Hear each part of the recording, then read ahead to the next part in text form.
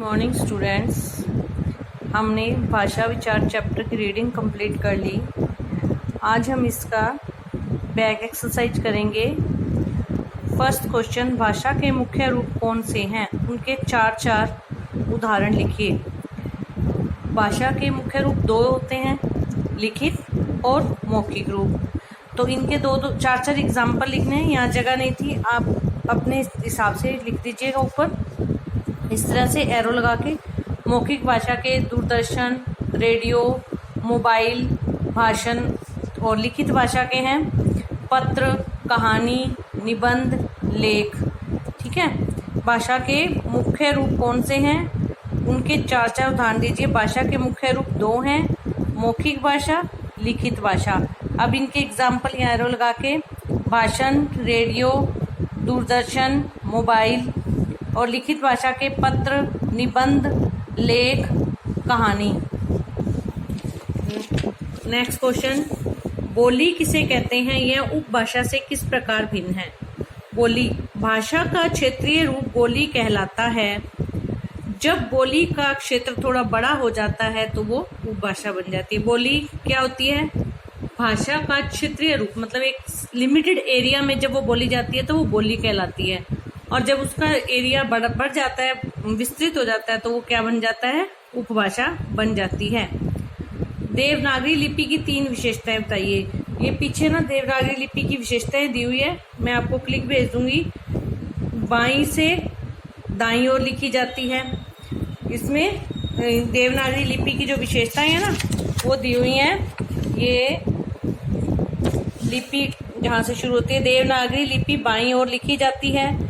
प्रत्येक ध्वनि के लिए एक चिन्ह निर्धारित है। प्रत्येक ध्वनि अर्थात अ के लिए ए अनार है, ठीक है, क के लिए क है, तो प्रत्येक ध्वनि के लिए एक चिन्ह निर्धारित है। नंबर 3, लेखन व मुद्रण में एक रूपता पाई जाती है। अर्थात देवनागरी लिपि में जो लिखा जाता है छपता भी वही है, उसी हिसाब से है।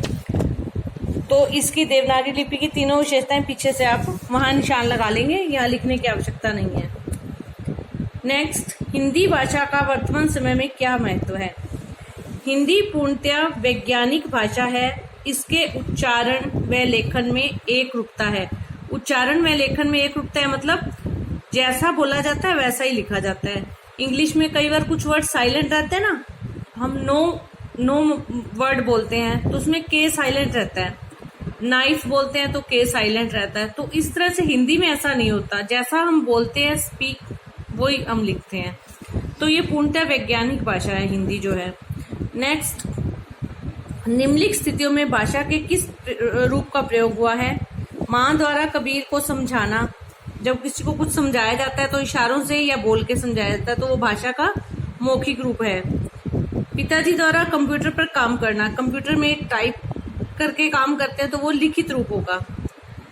छात्रों द्वारा प्रश्न पत्र हल करना, ये भी वैसे मौखिक भी हो सकता है, ओरल टेस्ट, लेकिन प्रश्न पत्र हल करना लिखित भाषा। दादी द्वारा मान्या को कहानी सुनाना, मौखिक भाषा।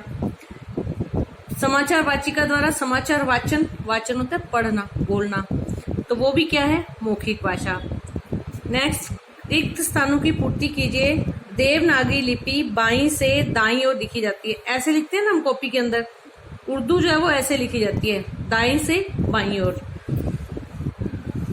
पूर्वी हिंदी तथा पश्चिमी हिंदी हिंदी की उपभाषाएं हैं।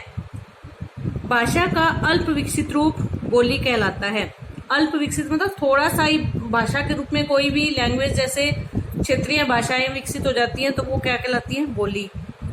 हिंदी मॉरिशस, फिजी तथा त्रिनिदाद आदि देशों में बोली जाती है। भाषा के शुद्ध रूप का ज्ञान कराने वाला शास्त्र व्याकरण कहलाता है। नेपाली तथा बोडो की लिपि देवनागरी है। उपभाषाओं को 5 वर्गों में विभाजित किया गया। पीछे 5 वर्ग दिए ना, पश्चिमी हिंदी, पूर्वी हिंदी, राजस्थानी, मागधी, तो ये पहाड़ी हिंदी, ये 5 इसके भाग हैं। फिर उनकी आगे उपभाषाएं भी हैं, ठीक है। उपभाषाओं को 5 वर्गों में विभाजित किया गया है। नेक्स्ट, भाषा के संचित ज्ञान को साहित्य कहते हैं। संचित ज्ञान जो संभाल के रखा हुआ है उसको क्या कहते हैं? साहित्य कहते हैं। आगे, निम्नलिखित बोलियों को उचित स्थान पर लिखिए। उपभाषाएं दी हैं, इनकी बोलियां इनके आगे लिखनी है। पीछे ये बुक में दिया हुआ है, तो आप इसको आसानी से कर सकते हैं। फिर भी मैं एक लिंक भेज दूंगी। और दूसरी बात ये कि चैप्टर का ये जो बुक वर्क है ना, बहुत ही आसान और शॉर्ट है, इसीलिए मैंने आपको चैप्टर के साथ साथ क्लिक्स भेजी थी रीड करने के लिए, जो इम्पोर्टेंट थी। अगर वो आपने अच्छे से रीड किया तो ये बुक वर्क जो है ना, वो बहुत इजीली आप उसको सोल्व कर लेंगे। तो ये जो उपभाषाएं हैं, पश्चिमी हिंदी, पूर्वी हिंदी, राजस्थानी, पहाड़ी हिंदी, मागधी, अब ये 5 उपभाषाएं हैं। अब इनकी बोलियों को इनके आगे लिखना है। पश्चिमी हिंदी की जो 4 हैं, बुंदेली, कन्नौजी, हरियाणवी, ब्रजभाषा। पूर्वी हिंदी की 3 हैं, बघेली, अवधी, छत्तीसगढ़ी। राजस्थानी में 4 हैं, मेवाती, जयपुरी, मालवी, मारवाड़ी। पहाड़ी हिंदी में 2 ही हैं, कुमाऊनी और गढ़वाली। और मागधी के अंदर भोजपुरी, मगही, अंगिका।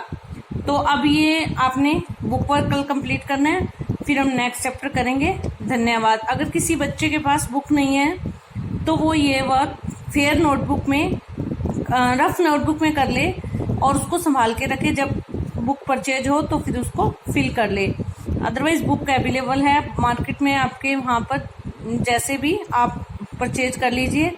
अगर दिक्कत आती है तो अभी आप इसको रफ नोटबुक में फिल करके छोड़ दीजिए।